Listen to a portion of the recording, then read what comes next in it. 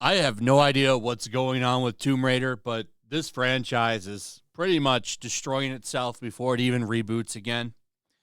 I know that there's some second reboot coming for Tomb Raider because there was the one in 2013 that was kind of like an Uncharted game. I actually liked that first one. Second one and the third one, not so much, but the first one, I actually didn't mind it. I just remember it being a fun action game. It was it was weird because the tomb raiding, from what I remember, and correct me if I'm wrong, but from what I remember when it came to that Tomb Raider reboot, it seemed like the tomb raiding was optional. That's what it felt like.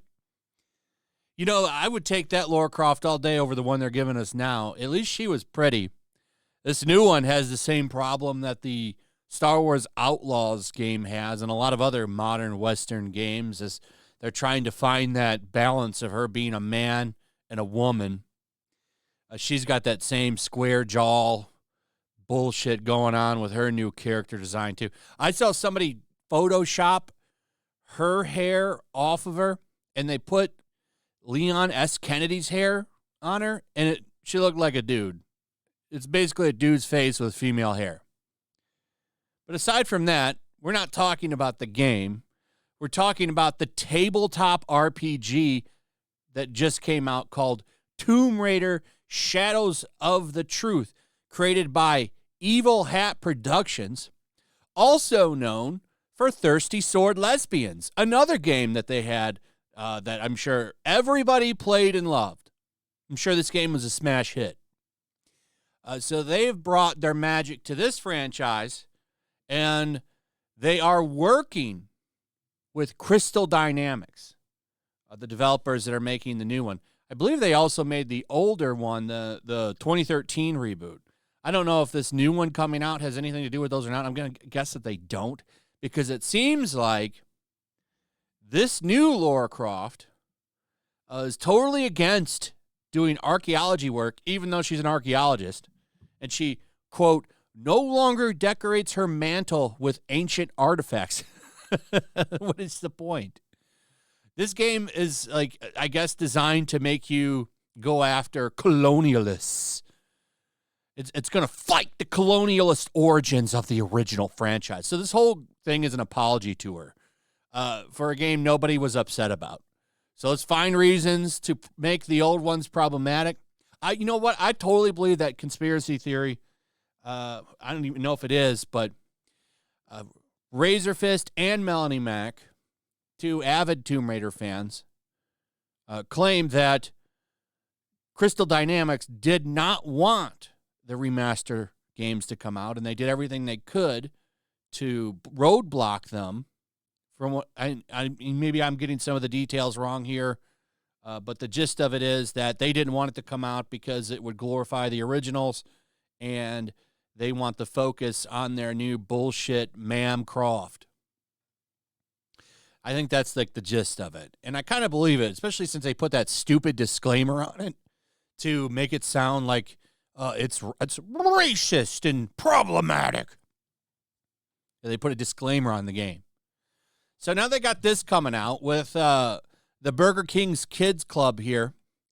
I love it when they make a fat character who, like, well, not only is she's got the jumping legs too. Didn't even notice that till now. Oh man! So this is what Crystal Dynamics is eagerly putting the seal of approval on this shit. So I expect this game that's coming out to be a complete shit. What's with these developers? They put this out and they wag their finger at you, lecture you, and then think that you're going to buy their game? Bro, I've got so many games that I could play over this shit. Trust me, I don't need this Tomb Raider. I'm not going to buy this Tomb Raider. And I suspect I won't be the only one. Because the one with the, at least, you know, pretty but not so voluptuous Lara Croft that came out in 2013, that sequels to that game didn't sell very well either. So I'm going to guess that this new modern MAM reboot isn't going to sell that well, and they're probably going to be out of work again. Because I think Square Enix used to own Crystal Dynamics, and they divested them. So now you've got pretty much unrestricted, super woke Crystal Dynamics running around. But listen to this. This is what got me to want to make this video. So this is a disclaimer from the book. Raiding and colonialism. And apparently they worked with Crystal Dynamics on this. So you can expect this mindset for the upcoming game. So listen to this. Raiding and colonialism. What then is raiding? And how does it mirror colonial practices?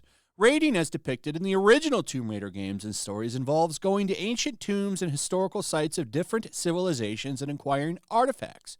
It operates on the assumption of finders keepers that grants raiders with the means and drive to claim ownership of artifacts, regardless of whether they have any historical or cultural claim to the treasure. Later games released in the franchise, 2013, have started the work of addressing this by having Lara Croft acknowledge her past mistakes and try to understand and show respect for the cultures and communities she comes into contact with. She has also worked to reform raider culture and raise the awareness of her peers. Lara no longer decorates her mantle with mythic artifacts. As a raider, she prioritizes seeking out the truth. Much of this game is inspired by her humanity, struggle with heroism, and her tenacity. We believe that all three aspects are an important component in creating a game that celebrates history and culture while acknowledging and the respect and work required to live in a world wounded by colonialism. In this game, we seek to continue in that work alongside Crystal Dynamics by creating a sandbox for you to tell stories that address colonial themes in play and create your own stories of respect and support for the people and cultures your seekers encounter. So there you go. I'm sure this sounds like a blast. Sounds like a blast. Wow. I definitely want to play lecture time here. Tomb Raider, Lectures of Truth. Fuck this game. You can't escape anywhere without some kind of figure wagon shit. I love this. I love that she's missing both her legs and she's got those spring runners and she's also overweight. That's great. I love it. This game is going to probably not sell, and I'm going to guess that the new Tomb Raider probably won't sell, and we'll be laughing as Crystal Dynamics gets folded and moved into another team because they can't make and sell anything without putting their bullshit in it. Is it possible for you people that are making entertainment properties to leave your woke bullshit at the door and make something for everybody? Is that possible?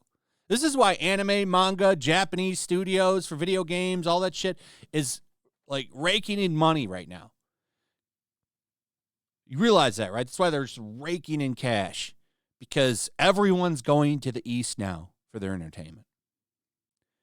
Anyway, that's pretty much it. Let me know what you guys think about all this in the comments below. Also, if you would, please like, subscribe, share the video. Make sure you're still subscribed. Hit that notification bell. Check out my Rumble and Locals, and I'll see you on the next one. Peace. Make sure to check out my Locals. There's a link in the description. It's a fun community that I'm trying to build over here. If you don't want to support me on YouTube, you can come over here. None of that money goes to YouTube. You also can just come over here for free. But if you are a supporter over here, I do plan on doing an extra live stream once a month and throwing links to the supporters so you can actually come on and have a supporter live stream with me. Also, it's a good place to catch all of my content. You don't have to worry about notifications like YouTube. They'll definitely work over here. So come check out my Locals.